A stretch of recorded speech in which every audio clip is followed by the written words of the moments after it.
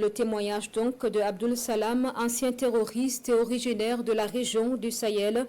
Il le dit lui-même, son histoire n'est pas belle à raconter. Abdul Salam dit en avoir honte.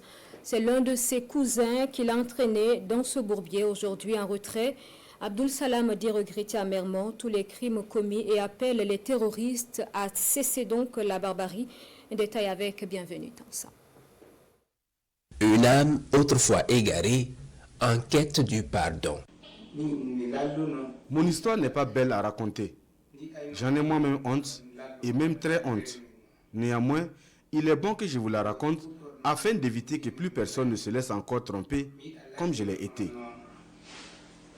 Abdul Salam est le nom de ce jeune homme. En 2020, il quitte son village situé dans la région du Sahel et se rend à Ouagadougou à la recherche d'un mieux-être.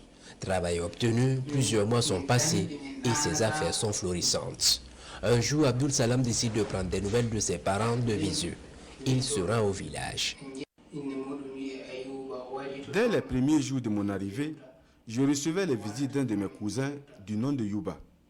On s'était perdu de vue depuis longtemps car Yuba s'était rendu au Mali pour des études coraniques. Dans nos causeries, Yuba m'a fait savoir qu'il était engagé dans le terrorisme et qu'il voulait que je rejoigne son groupe.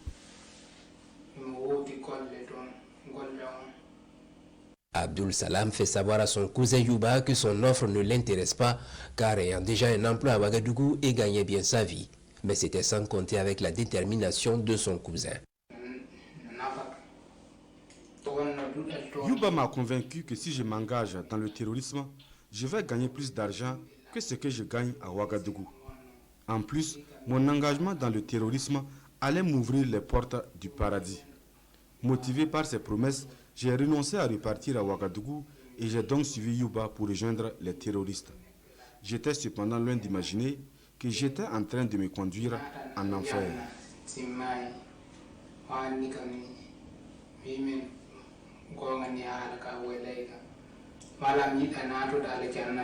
Plus tard, son cousin Yuba le conduit sur une base où il reçoit une formation physique et idéologique avant sa participation à plusieurs attaques. Durant mon séjour sur la base, je n'ai reçu aucun franc. Notre travail à longueur de journée, c'était tuer nos compatriotes pour ramasser leurs biens pour nos chefs. On ne dormait pas assez et on se nourrissait difficilement aussi. Pourtant, nos grands chefs faisaient la belle vie avec les biens des pauvres populations qu'on leur apportait après les attaques. Chers compatriotes, dites-moi, comment on peut aller au paradis avec ce genre de comportement? Abdul Salam regrette, ses mains sont souillées. Il traîne dans sa conscience les nombreuses vies innocentes arrachées.